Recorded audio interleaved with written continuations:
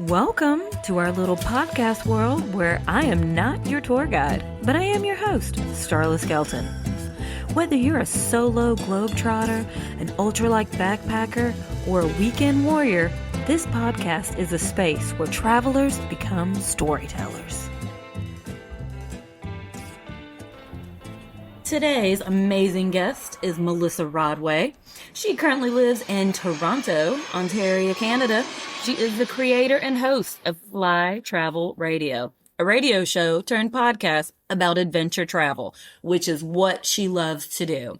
So today we are going to talk to her about her first book called The People You Meet, Luxury, Leeches, Love, and Lao-Lao. All right. Welcome to the show. We have Melissa Rodway as a guest on our show today, and I am so excited to have some story time with you on this lovely October day. Welcome. How are you? I'm great, Starla. How are you? Thank you so much for having me. It's a pleasure. And I did say, how are you? So how are you? You know, I am just enjoying this fall weather because where I'm at in the Pacific Northwest in Washington State, we're just getting a lot of like fall foliage and a lot of just crisp weather. And it's just really beautiful. So where are you in the world right now? I am in Toronto, Ontario, Canada. So yes, I'm also a big fan of fall, and I feel like our colors are not great this year, actually. So it's a little bit disappointing, but I'm hoping they're still on their way and that there's still time. Yes. So tell me a bit about yourself and how you found yourself drawn to this life of travel that seemingly has connected you to being a podcast host and an author and, brought you through these backpack, street food, and dodgy toilet type scenarios. How do you find yourself connected and what draws you to that life? Yeah, it's a good question. I don't even know if I have the answer to that. When I was very young, I think 6 or 7, my dad took us to Australia for a year. He was a teacher. Wow. Yeah, so I grew up in a small town in Canada, and we went into a very even smaller town in rural Australia in the bush, basically. And we went to a school that was like in the middle of nowhere. You had to take a bush path to get there. And it was pretty remote.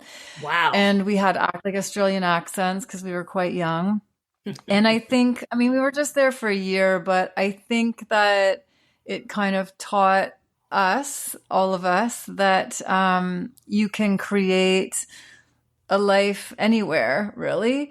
And I think I just always liked being away from home. I like that sense of adventure. I like not knowing what's going to happen to you every day. I think all of that. I just, I don't know. I'm not a real woo-woo person, but I am a Sagittarian. And I will tell you that Sagittarians are wanderers and travelers. And it's just, to me, it's just an innate thing that I like to do. So. Right. So you have felt drawn to this life since you were a little girl. Yeah. Totally. And so did your parents, you said that you went to Australia, were they like avid just travelers in general, or was it just an adventure, one-time adventure for them? Yeah, I would say it's the latter. It was, my dad, they both actually traveled quite a bit in their later lives, but I think at that point, it was certainly just an adventure. I don't think either of them had done anything like that. So it was like big for all of us. And this was like 1981. So nobody was kind of doing stuff like that, or maybe they were, but like we went to Bali and we went to all these places. And then Bali at that time, there were no tourists in Bali. We were the only tourists there probably the time that we went, and like there was no real infrastructure. And yeah, so the whole year was like a massive adventure for my whole family, to be honest. Is it kind of, don't know the adjective exactly I want to use. I'll go with shocking. Is it a little bit shocking or just strange to see how the world, and I would say the last 15 or 20 years, it's just like normal to travel everywhere now as opposed to in the 70s and 80s? Oh yeah.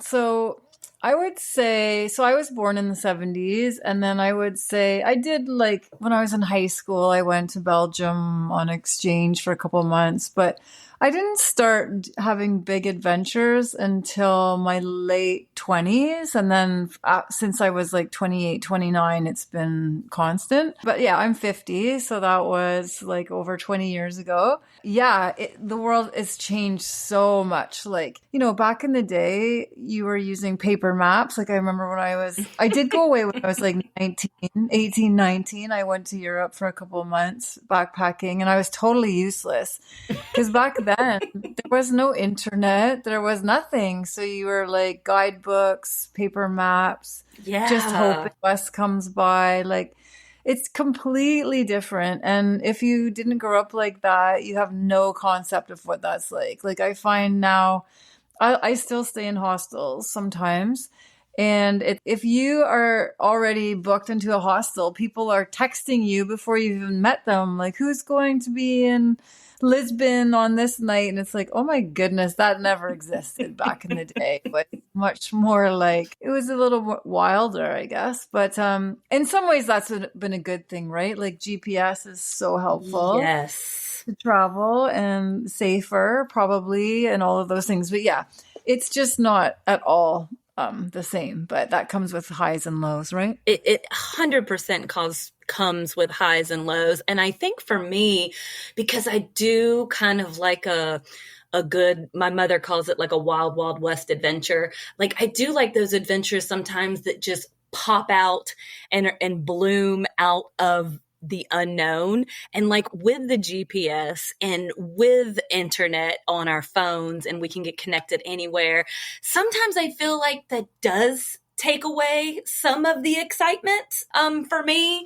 But again, like you said, it has its highs and it has its lows. Like, I've met so many awesome people, and I've been able to see more, I guess you could say, with access to the internet. But at the same time, I don't know. I don't know if I could take it all back and travel like we did in the 90s. Would I do it with just the Frommers and the Lonely Planet and the Rick Steves? I mean, yeah, I probably would, but I get the ups and the downs. Oh yeah, totally, totally. And trust me, like, I'm the first person that's thrilled I have a GPS because I can have a terrible sense of direction. So I think all that part is good. I just hate it when you travel and see like people stuck on their phones, and I just think, oh, that part is very sad to me. Like when they're not talking to each other and they're looking at Instagram, it's just like, seriously, I Yeah. don't like that. Yeah, I don't either. It actually really bothers me.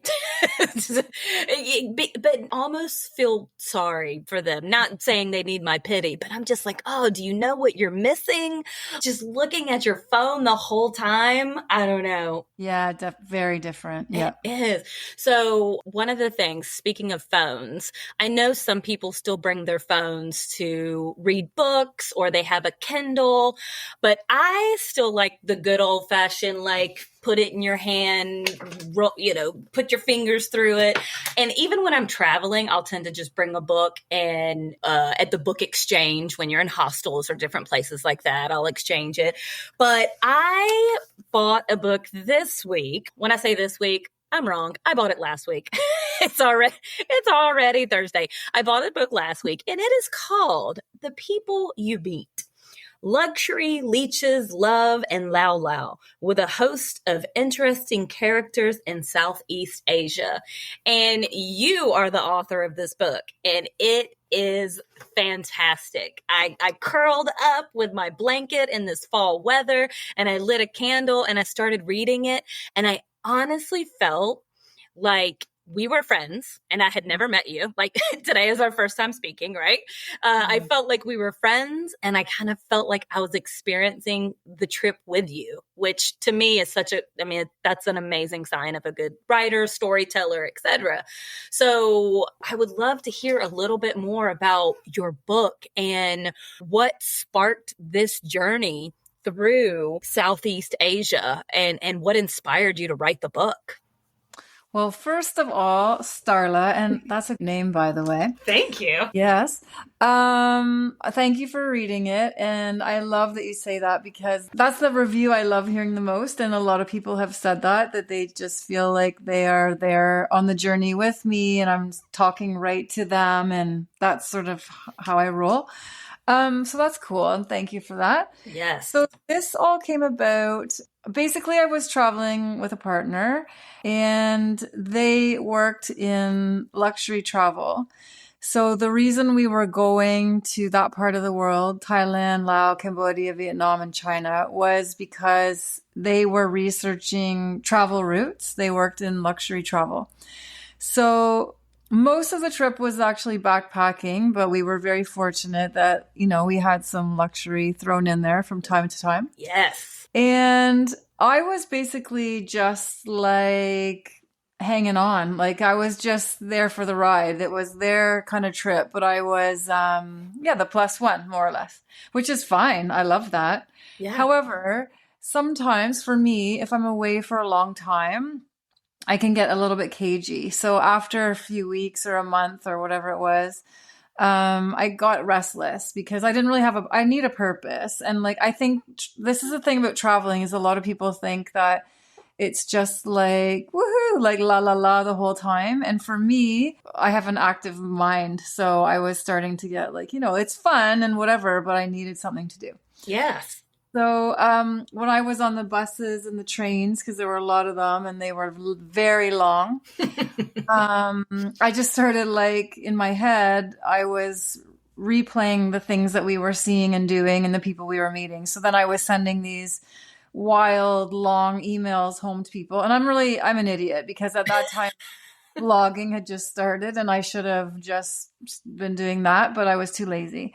So instead I was sending these emails home and everybody loved them and they started sending them to their friends and family and that's how this happened. So that was sort of became my work so I had a creative purpose on the trip and I just started storytelling what was happening and then those emails became this book. And I mean, it was a long time ago. It was 15 years ago. So I had many in and outs here. Like I thought I would do something with it. Then I decided I wouldn't. I was back and forth. And then about a year and a half ago, I decided to go for it. But the world has changed a lot, Starla, in 10, 15 years. Like some of the things I said, you can't say them now. So it's a good thing I waited 15 years. I had to really edit some stuff. Oh, it was beautifully written. And I have a question. Whenever I'm reading it, it definitely reads like a journal entry, or like you said, like you're writing this to your friends and family. So everything that you've written, did you just kind of go back through your emails and just kind of like add on to it or add more detail, or are these the actual emails that you wrote to your friends and family? So they are certainly the base, and then some of them are exactly it, but I have edited them a little bit or provided more detail or yes, but in the fact that I didn't start a blog, that was probably dumb, but the fact that I kept such like detailed emails was very helpful to me all these years later. But yeah, they like the base of them are the actual emails for sure. Oh man. Yeah, they're so great. And I think as I kept reading the book, I started looking forward to at the end of every chapter because you have your little travel tips and they're so candid, and they're just so interesting. And so I was like, oh, I can't wait to hear her travel tips from this country or from this place. There's a couple I just wanted to read out loud for the listeners. And I just want to know like your thought process behind it. Are you okay with that? Totally. Okay. So literally the first one that you write is always seek an internet cafe which if I have a lot of younger listeners. So for younger listeners, an internet cafe, that is what we had before we had our smartphones. That's where we went to use the internet. So Yep. you said always seek an internet cafe that bans children, which is hysterical because I'm a teacher and I am just, my life is children. So I'm so curious why you wrote that. That was as soon as I got to Thailand. I mean, that was like a 36-hour journey to get there. And I wanted to tell my friends and family that I'd made it. And there you are. Like back in the day, we didn't have cell phones. So the first thing you do is you go to the internet cafe. Yeah. So there I was, and it was a very small room, and it was just like full of little Thai children playing video games and like screaming their heads off. That's what that was about. But So you were just like, yeah, okay, I'm going to avoid the yeah, cafes with all the children. but that's so funny because I had a few people say to me, a lot of people won't know what an internet cafe is. And I'm like, oh, it's like, isn't that crazy how quickly things like that have lost their context? Yeah, because it was like, especially, you were a traveler, an avid traveler. So you know they were everywhere, right? Yeah, And yeah. just to think about now, like, do they even exist? I don't even know. Do you have any Well, idea? someone else asked me this too, and I haven't seen one in a long time. And I mean, even in some of I hate to use the word, but even the poorest places, people have cell phones. So I would think they're very rare nowadays. Yeah, I have not seen one in a very long time. Hmm. So yeah, that's so interesting. When I was reading Internet Cafe, I'm like, I kind of miss them. Just in a weird, like, I don't know. It's just something. It was something to look for and look forward to, like getting to the Yeah, Internet Cafe. yeah. You know what? When you say that, like, you're absolutely right. It was almost sometimes a retreat from travel. Like you'd be like, okay, today I'm gonna go catch up on my email correspondence and like have a drink and just relax. And it was almost something that you built into your like itinerary every week, right? Like Yes. needed the time to do that. So we don't really do that anymore because it's just now always at our fingertips. So yeah, I kind of miss that too. Yeah, I agree with you 100%. Mm. So internet cafes, if you have not experienced them, listeners, I don't know, Google it, YouTube it. It was a good time. Okay, so there was two more I want to ask you about. The second one was you said always eat the testicle soup. What is the testicle soup? Well, that's just me being ridiculous, and I must say, like, do not take those travel tips seriously. That was because we were always stopping at these roadside places. Like, if you're on a bus, they just stop randomly at some roadside makeshift restaurant, canteen, whatever. Mm-hmm. And I just remember many times like stopping. It was hot. We were there during the hottest time of the year, which was terrible. And then they'd make you these like steaming bowls of soup with these like meatballs in them, and God only knows. So to me, it was like, well, it's testicle soup. I don't know what I'm eating. That was, yeah, I really love that reference. Yeah, sometimes you're just eating and I mean, it is what it is, right? Like you can't read the menu at all places. You're not really sure what you just ordered. Yeah, maybe it's testicle soup, but hey, it's something to eat. So you just keep it going, right? I mean, if the locals are eating it, then you eat it too. That's Yes. usually my rule. Yes, you said that in your book. I was like 100% agree with that. Yes. Yeah. Okay, last one. You said, be sure you have come to terms with all of your physical imperfections before you travel. Different cultures may not be so shy in pointing them out. I love that. Tell me your experience with that. Well, Starla, I have been blessed with a more than average sized nose. And I had a situation in Lao, and I was on a bus or a tuk-tuk no, I was in a song tao, which is like, if you've never been there, it's like truck with benches in the back. It's the form of a taxi. Yeah. I had like it was very hot, and we were surrounded. My partner and I were surrounded by all these Laotian. I don't even know if I'm saying that right, but Laotian women, and this Sounds one right. old. Yeah, I think so. This one old man who like discovered that I had a big nose and just like went to town on me, like laughing and pointing and doing a big side profile gesture with his hand and pointing it out to all these women. And they had a field day with this, right? What? And oh yeah, and there's nothing like, because yeah, I mean, Caucasian people in that part of the world, we have like leg hair and big noses and this and that, and Mm-hmm. so that I was like really made a spectacle of for like probably almost an hour. It was, Really? yeah, well, it was very trying, and there's nothing we could do. Like you couldn't move. I just had to grin and bear it. So that's why I wrote that, because it's like you've got to be a very confident person with what you're projecting to the world sometimes, because other cultures don't have that same, like what is the word I'm looking for? Like they're just going to tell you exactly what they think of you, and they're not going to be shy. So it's different everywhere, and you have to be comfortable and confident with who you are. That's so, first of all, that's so mean. I'm sorry that they were making fun of you. I just, Okay. it's so terrible. And it brings back a time which was not nearly as traumatizing as your story. But I was just thinking I've been to a lot of like Asian style spas. And if they're giving me some sort of like massage, or I think I've got my nails done there before, they always say something about like, that I need to either wax my eyebrows, or I need to wax my lip, or I need to wax my chin. Like they're always like I remember some lady, she said, "You have crazy eyebrow." I was like, "Oh, okay." I was like, "Thanks." So it just makes me laugh. There's no holding back, right?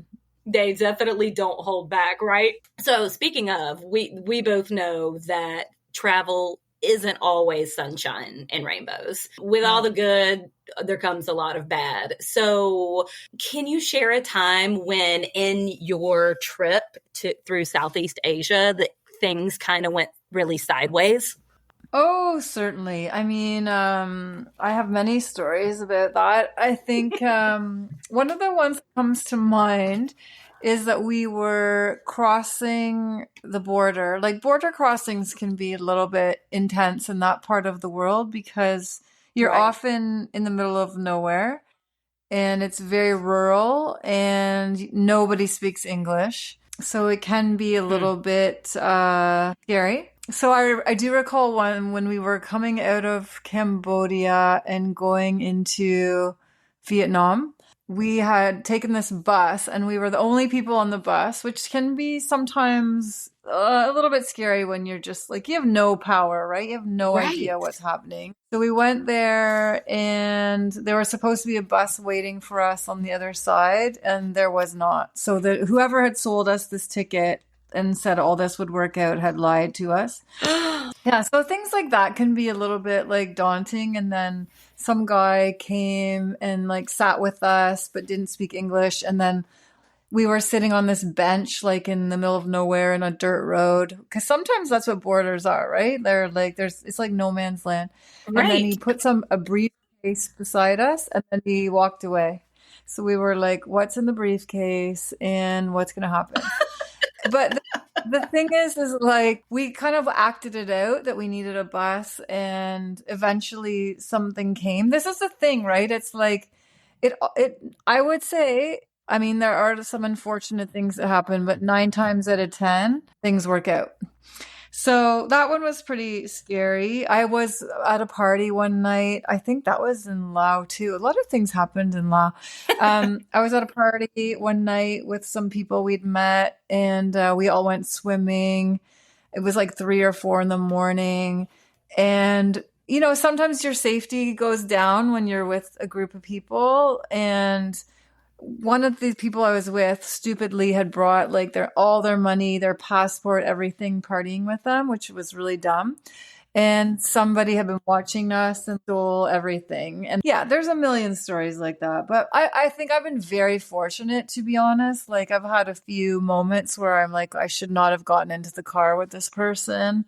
Most of my stories are about that. I'm too trusting with who I will jump into a car with. But 9 times out of 10, everything works out. And then one night we slept, I'm sure you read about it. We slept in like the roundhouse, the Toulouse in rural China. That was a little bit scary, to be honest. I mean, that's like, you have to Google that, but you're in these big rickety houses with like 800 Hakka people, and there's you have no electricity, you have like, it's bare bones. That was a little bit frightening, to be honest, but we survived. Okay, so you mentioned to me earlier and kind of in our email exchange, you said the importance of knowing when it's time to go home. And I love this reflection. And I've talked to people before on this show and in real life, and they're just like, oh, if I could travel for the rest of my life and all I do is travel and just backpack around, I would do it forever. And even though I love hearing their opinions and their perspectives, I relate to your statement more of like the importance of knowing when it's time to go home. So why do you say that? I want to know what your thought process is on it. I think for me, I met a woman actually on this trip. She's in the book. Her name is B in the book. And she was amazing. I was 35 at the time. I think she probably was in her 50s. And she had traveled so much. She'd done everything. I don't know if I've ever met a woman like this in my entire life. And was there with her daughter on this trip when I was there. She's the one who like planted that seed. Like, she saw these two girls that were backpacking, and there was a look on someone's face, and she said she needs to go home. And I said, what are you talking about? And she said, she's had enough.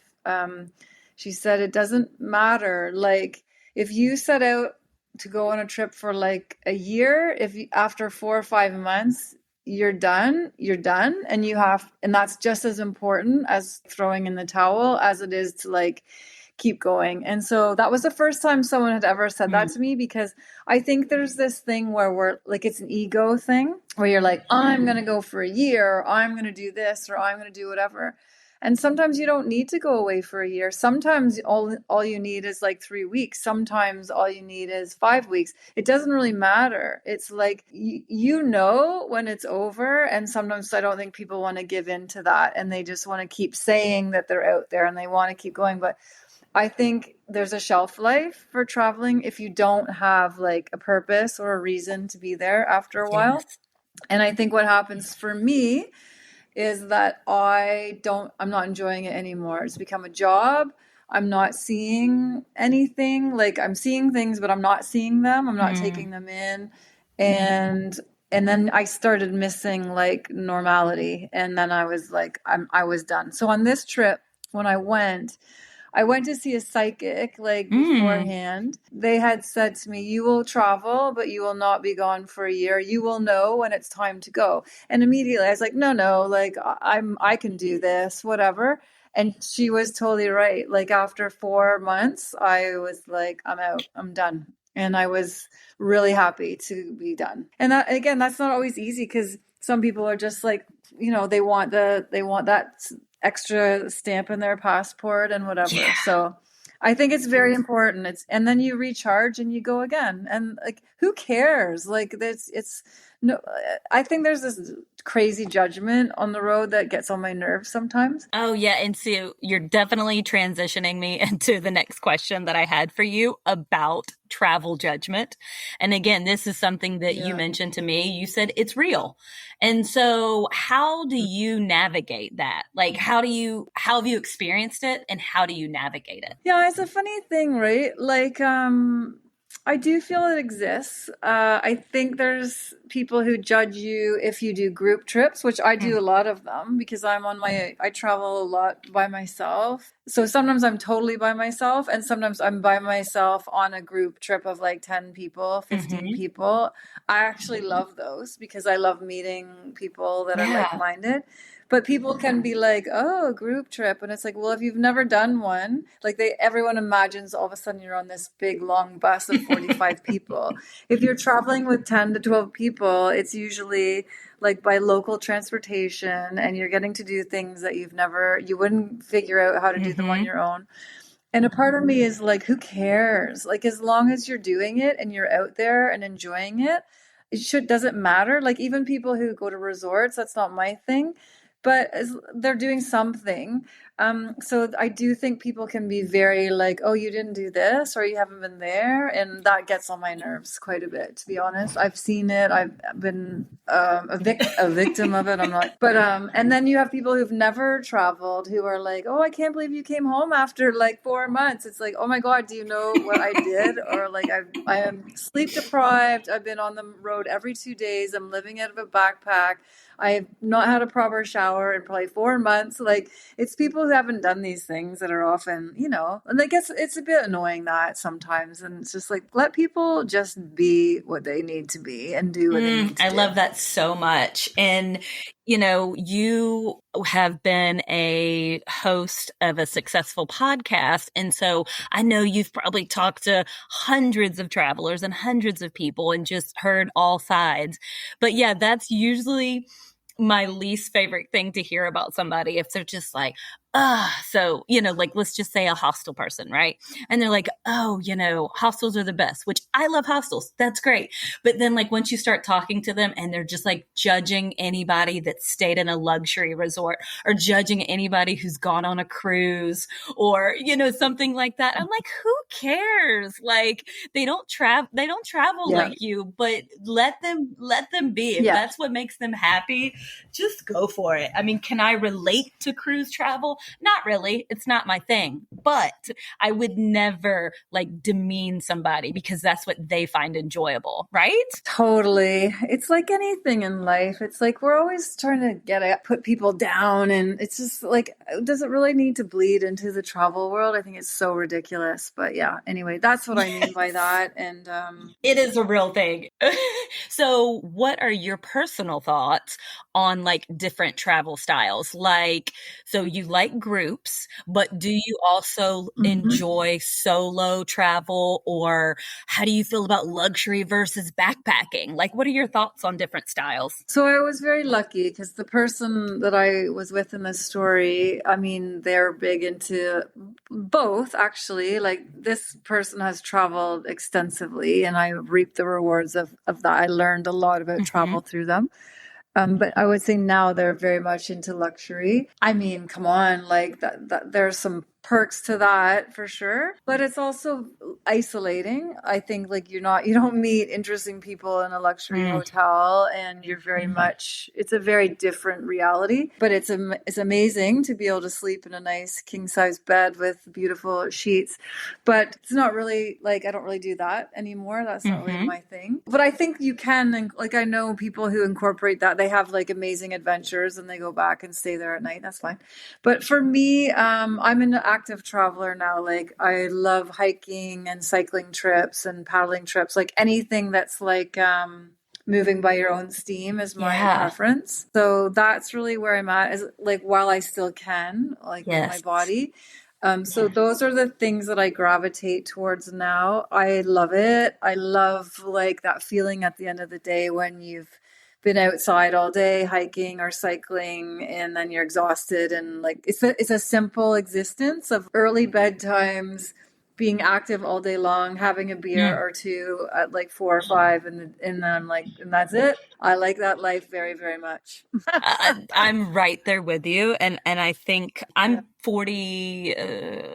I'll be 45 in November, and I feel like I'm appreciating my body so much right now, and like I can still do these things. So I'm on the same page with you. I'm like, while I can still do it, let me get out and do the hiking and the volcanoes and jumping off any sort of cliff into the water that I can, because we're not going to be able to do that forever. No, we're not. And it's just a nice way to see see a place and you feel it and you smell Mm. it, and like, I don't know, I really like that. I am solo travel, I will do it. I Hmm. don't love it. Like, I don't love just being, I've gone on my own where it's like I'm not really meeting a lot of people, or like you're really, and I can do it only for a few weeks. Like, I've done it.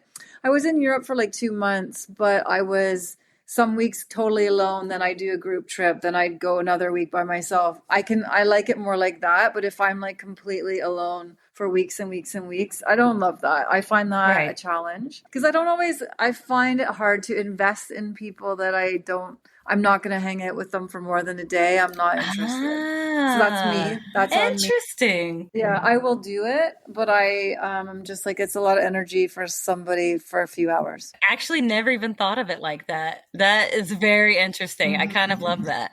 This is kind of Yeah. random, but with luxury travel, do you ever feel, depending on the place you're at, do you ever feel guilty for staying in those places? Maybe you're in a place that have, like you said earlier, just maybe a population that doesn't have as much money, or that would never be able to live like that or stay in a place. Do you ever get luxury travel guilt? Because I ask because I've had that before. Mm. I mean, that is not a part of my life anymore. It was a part of my life around the timing of this book. And I don't think I ever felt guilty because I think that I had stayed in enough places that were like pretty desperado, and some sketchy overnights in places where you don't want to, you slept with one eye open, that I was probably thrilled by the time I got to the luxury place.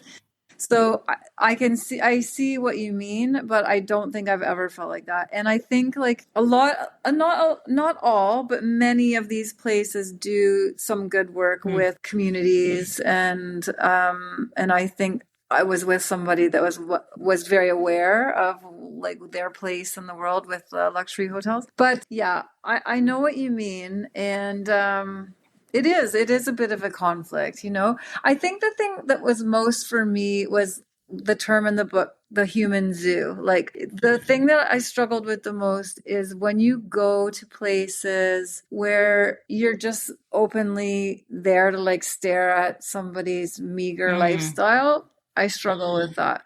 And that happened. We went to visit a tribe of women who are called the Long Necks. And I think, where was that? That was in Thailand, possibly, maybe Okay. northern Thailand. And they would take tourists to go visit this village. The women they wear these like long golden bands up their neck so that it like stretches their neck up so that their necks are now like extremely long. And then they also do it on their legs, like they have these bands around their ankles so that it stunts the growth of their legs. They said they did it for like whatever reasons it was for that tribe or that village back in the day.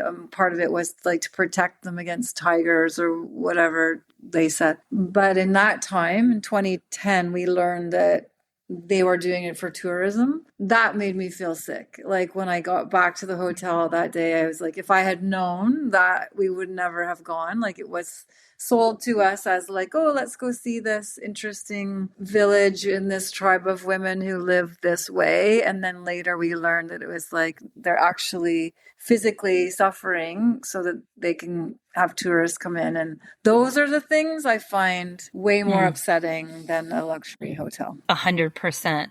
And while you were traveling through Southeast Asia, a couple places that I've visited while I was there, that I would go to, like, let's say an animal sanctuary. And and you hear the word Mhm. sanctuary and you're like, oh, we're helping them, or like, oh, my tourism will help provide more food or whatever they need on this sanctuary. And I've been to some places where I left pretty soon because it just didn't Yeah. feel right. Have you ever had an experience like that? I stay away from the animal stuff a lot. I did ride an elephant in Thailand, but that one was, I have to say, like, if you're going to do that, it was in the wilderness and in a very remote, like, that's where luxury did come in handy. And I would never have had the money to stay there. So let me tell you that this was all like business stuff and comp because of my partner was going to do business deals with them. So this is not my life. But there's a very good movie called The Last Tourist. It's done by G Adventures. And it's all about this kind of stuff. And I think anyone who travels needs to watch it. It's about animal tourism. It's about teaching English overseas and how sometimes it's not the greatest thing to do, because in some cultures the students get very attached to you and then you're leaving like 6 months or a year later, and it causes a lot of emotional distress on the kids. It's so interesting, and it's like sort of reteaches us how to be responsible tourists. There's also a thing on there how like it's like when we go away, all the rules go out the window, right? We were taking pictures of people's children, and it's like if a traveler just started snapping pictures of your kids, people here would lose their minds. But when you go somewhere else, you feel like it's your right to do that, and it's just so upsetting, things like that. And then they were talking about how some volunteer programs or like even random backpackers have the ability and opportunity to just walk right into a school and like hug and touch people's kids as if that's fine. And if you heard that at your school of your child, we would never put up with that. So those are the things that I still have friends that like send pictures of like all these children. I'm like, did you ask their parents? Did you ask them? Like, or you just think you can do that? And we're all guilty of it. I have done it too. I don't do it anymore, but when I was like younger, I did it. And now, like, having traveled a lot more and just putting yourself in their position and watching that movie is like, it's like, okay, we have to really think about this. And I love that you brought that up, because another way to get that out there is by having these conversations. And sometimes they're hard. Sometimes they're hard conversations to have, but I think it's a needed one because, travel, like we said at the beginning of the podcast, is relatively new the way that we do it. It's a lot more equitable now, right? Like we can find cheap tickets to fly. We can find cheap places to stay. You could even find all-inclusive tours, for affordable prices. So with all this access and with it just being, very popular and just something that cultures do now, we get out there and we travel and we see the world. Like, I think for a lot of us, we're still learning the ropes. What is the right thing? What's not the right thing? How can I be a good traveler, a responsible traveler, an eco traveler?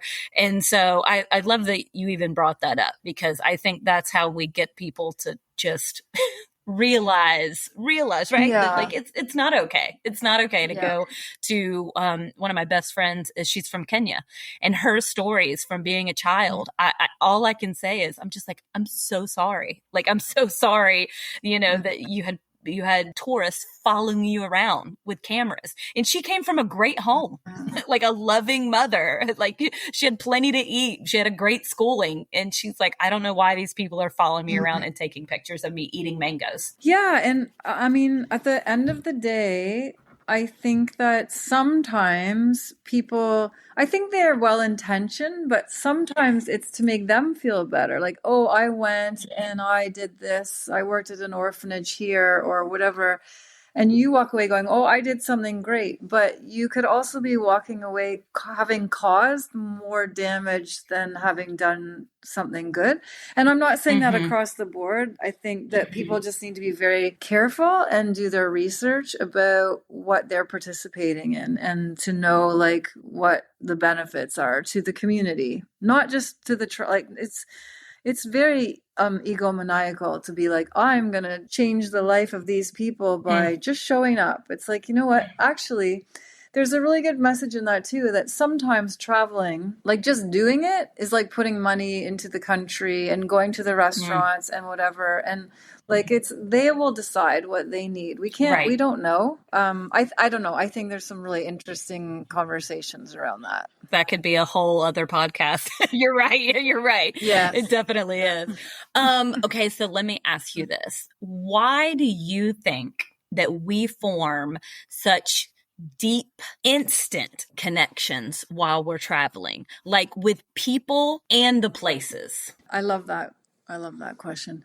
I have a lot of thoughts on that. So I think, for one, that sometimes when you're away, you are your most authentic self when you're meeting people who also travel. Because in my day to day, I have a few people in Toronto that travel and we can talk about it, but hardly, like, they're not the majority. So there's a lot of people here that admire, oh, you go on trips, whatever, but after 30 seconds they have lost interest in whatever you're going to tell them about a trip, which is fine. I don't That's fine. Sorry, I'm just relating to you so hard. Go ahead, go ahead.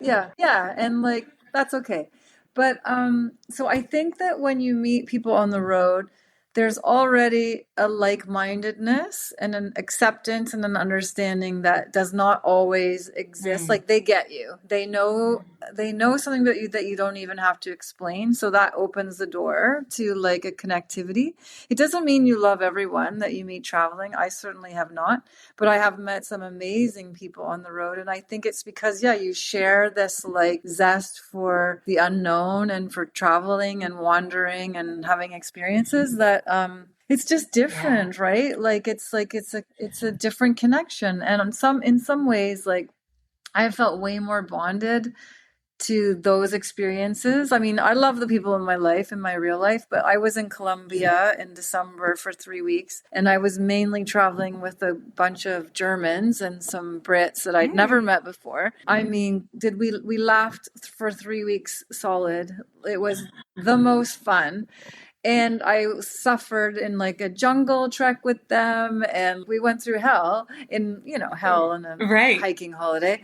You're doing things with these people that you're not going to do with most people in your life. And that's like, that they're seeing you at your best and your worst and what your humor is. And like, I love all that stuff. Is just like, so to me, sometimes I'm like, is this my real self? Like, when I'm away, my guard is down. You're way more accepting of people. I think you meet people that you would never hang out with in regular life. Cause let's face it, we all have like biases and judgments and whatever. But when you're traveling, that to me is gone. And it's like, you're so open to whoever is coming your way. And it's just like, that feeling of who you are is really powerful. And I don't know that we feel like that at home, where we have like schedules and rules, and I'm going to do this and I'm not going to do that. And like, do you know what I mean? It's just like everything goes out the window when you're away, and you're just way more open. Crazy that's just such the part of the power, I guess, or connection with travel, because sometimes I'll find myself here. I will put in headphones sometimes just to avoid like having conversations with people. And I know, as we're humans, we don't always feel like having conversations, but sometimes I'll just catch myself avoiding people here. But if I was on the road and I was traveling, I would be like, ooh, let's see who I can meet. Oh, let's see if we can get some stories going. Like, it's right. Like, it's Totally. just funny how we react whenever we're out traveling in the unknown and meeting people that are like-minded, like you said. Yeah, it's so weird. And I think that also we are less cautious, right? Like, I mean, when you're traveling, certainly you have to have your radar around you about if you feel safe or you don't feel safe. But the stupidest things that I have done are getting into cars with people, like just immediately trusting them. And it's like, you would never do that in your home country, but there, like, safety is different. Yes, it is. Oh my God. Yeah. And that's part of the fun, right? That's part of the fun, especially when we come from like Canada is like over the top safety. And thank God for that. I live in a very safe country, but there is something exciting about like when you're in Central America and their version of like what a safe activity is and our version do not align. And that's kind of fun, so fun. Right? Like, it's oh my like, gosh, it's so fun. Yeah. My parents actually live in Honduras, and they've been there for about 20 years. So anytime I just need a good adventure, I'm just like, I'm coming down. I mean, because you're right. I mean, you get off the plane and it's just different. It's just a different kind of life, and not worse, not better, but just different. It's just, and I love and but I love Canada. I love Yeah. visiting Canada. Just anywhere different. Mm, I'm just like, oh, mm. let's just go see. Let's go see what life is like here. And that, Yeah. I don't know. It's just part of the fun. Yeah, and you know what's interesting too is that like some places you go, you immediately feel like you belong there. Doesn't you may not speak the language, but you're like, okay, for some reason I'm connected, I'm dialed in. This is home. This is feels like home. And other countries you're like, nope, not feeling it. Like you can still enjoy it, but you don't feel like this magical, I belong here thing, you know? Oh my God, I love that. I love those moments where you do find yourself just feeling like you belong somewhere. It's a very, and I know this isn't a real word, but you feel unlonely in those moments. Yeah, and there's just something makes sense, right? And you can breathe and you're just like, okay. And I interviewed somebody about this. This guy, he believed in past lives, and this is a whole other topic. But he was like, his belief was, well, he believes that when you go to a country and you feel that like, oh, I'm home, it's because you've lived there in a past life, which, fair enough. But if you don't feel like that, he said either something terrible happened to you and you were there, or you didn't spend enough time there in your past life. So whatever, who It is an knows? interesting thing to think about. Huh? Where was this person that you said he was a psychic? He's not a psychic, but he's into esoteric beliefs, which I can't Okay. even remember what that means anymore, but we did a whole hour talking about it. It was really interesting, and he was telling me a story once about being like in the mountains in Canada in Jasper, and he was lost for many, many, many, many hours, and then suddenly it came to him how to get out of there, and then he's like, okay, I know, because I was an indigenous person here like hundreds of years ago, and that must be why I know how to get out of here. He Wow. was fascinating. So you have to decide what you believe and what you don't, but it was pretty cool. He hated France. He was like, I hate France. And in his, because he really dives deep into this stuff, and he was like, and he figured out why he hated France was because he lost in a duel there like a long time ago. God, that sounds like a fascinating person to talk to, though. Okay, so do you have any kind of final words or advice for people who want to travel more authentically or honestly? I would just say just do it. I think I'm not a great traveler, it doesn't matter like how often you do these things. I think people are like, "Oh, Melissa, world traveler." It's like, "No, I just do it. I screw up constantly. I get lost. I have moments where Mhm. I'm like, I hate this." And then I have moments where of course I love it, but I think you just have to do it. And it could be anything. It could be like going away to a different city for a weekend. It can be like baby steps. It doesn't, I think sometimes people are like, oh, it Yes. has to be massive. It doesn't. It can be Mm. like your own backyard. There's so many parts of Canada that I still have to see. And when I visit my own country, I'm like, why do I go anywhere else? It is beautiful here. So I think it's that. I just think if that interests you, then go for it and do it. But there's easy ways now. Like I think as a woman, there's sometimes people are still afraid, and I don't think that you need to be like back in the day. You had to figure it out. Now, if you go anywhere, like I was in Mexico for a couple of weeks traveling by myself, you can find things to do like constantly. I was at like a taco night where some guy picked me up. Another guy picked me up in his truck and drove me around to like beer and taco stands all over the city, and then drove me back to my Airbnb.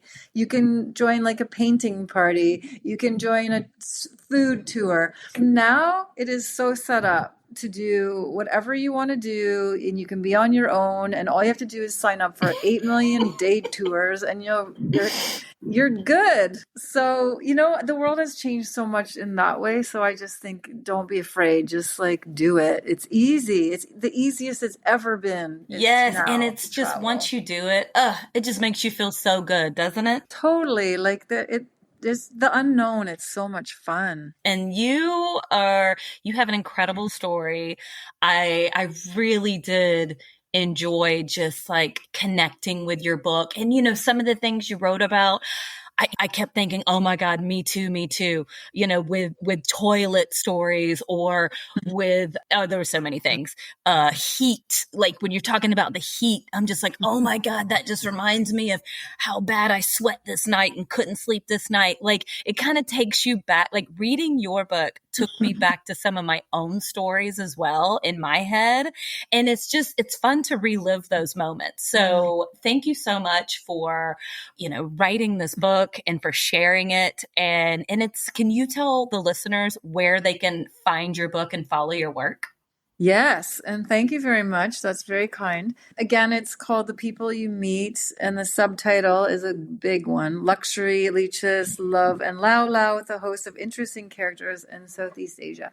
So you can find it on Amazon. That's probably the easiest for like global listeners. If you're in Canada, it's at like some stores in Ontario. But I would say Amazon is the best. You can find me on Instagram at fly_travel_media. I have a website, but I'm going to say I'm not very good at updating it, but it's flyrodway.com. But probably Instagram is the best. And yeah. Love, love, love. Well, thank you so much. And do you mind if I take like 2 more minutes, because it's kind of a thing I love to do at the end of my podcast, and I kind of do like a quick fire, mostly would you rather questions. And if you feel inclined to like elaborate, feel free. But it's also just kind of like a fun, nope, yep, that kind of thing. So are you cool with that? Yes, I used to do this too. So yes. Did you? Okay, yeah, awesome. Fun. Mm-hmm. Perfect. Okay, first one. Would you rather stay in a hostel for a week where you only have the squatty potties, where you're just squatting down, or would you rather sleep in extreme heat for a week with no fan? Oh God. You know what? I just had a terrible squat. I thought I was done with squat toilets, but clearly I'm not, because even in northern Italy they exist. I had no idea. Oh, wow. Yeah, I was hiking there this summer, and there they were. I think I would rather sleep in the heat. I think I'm at this point. Really? Yeah. Okay. I like to Okay. suffer. I like that kind of suffrage. Yeah. Okay, good. All right. So you're sleeping in heat. All right. Yeah. Second one, hot springs or hiking? Oh, can't we have both? It's paid for. I'm going to pay for you to go on a hike for a week, or pay for you to go on a hot springs tour for a week. Oh, I'll go hiking. I love hiking. Okay, good. Number 3, noodles or rice? Oh, rice. Tea or instant coffee? Tea. I hate coffee. Okay, good to know. Whenever I travel in Asia, I tend to be a tea person, but here in Washington, I mean, we have some really good coffee if you're into coffee. So, okay, the 3 more. Yeah. Would you rather use an internet cafe that is full of children, or take a midnight bus that gets to your destination at noon the next day? Oh my God. You have read my book.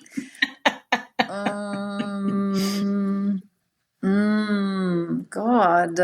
I do actually love buses. I do. Sometimes they're petrifying, and I did take some scary bus rides on that trip, but I like the scenery. Oh my God. That's a really hard choice that you have given to me. I'll probably still take the bus, even like, yeah, don't like it.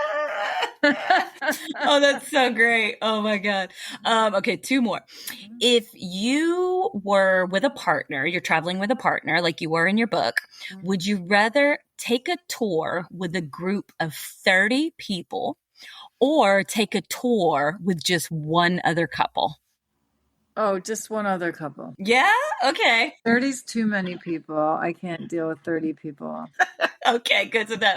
And last one. If you're at a bar on the road and somebody platonically offers to buy you a drink, what are you ordering? Oh, beer. I'm Canadian. Oh, yes. Yeah. Okay. So if somebody's like, oh, you want to do shots? You're like, I'll take a beer. Oh, I would do a shot for sure. Oh, okay. Okay. Yeah. And I also really do enjoy cocktails more and more. But traveling, I do drink a lot of beer on the road. I don't know why. Yeah, I like it. It's easy. Because it's delicious. It's That's why. yeah. Oh my God, it's so good. It makes me want a beer right now. Yeah. Well, thank you so much. Honestly, I had just had the best time, and you are a lovely person. And anybody who is looking for a good read, looking for just something to really nestle into this fall and winter, and give you the travel itch, oh, this is it. So, thank you so much for coming on here and talking to me about your book. Oh, Starla, thank you very much. I really, really appreciate it. You're an awesome host. You ask Ah, very good questions. You're a very good interviewer. I really do appreciate this conversation. well, thank you so much. I truly do it because I just enjoy it. I love having a good conversation, and just some of the things you brought up today, it'll get my brain going, it'll get my mind going, and I'll be thinking about it for the next couple days, and that's just fun for me. I'm like, yeah, like that was a really good point. Or yeah, now I really want to go back to Lao, or it just gets you excited. Totally. It's always about the people you meet, Starla. It is, and I met you. So, thank you so much, and I hope you have a beautiful night. You too. Thank you so much. All right. Take care. Take care. Attention passengers, we've now reached our destination. We hope you enjoyed the flight and have a nice day.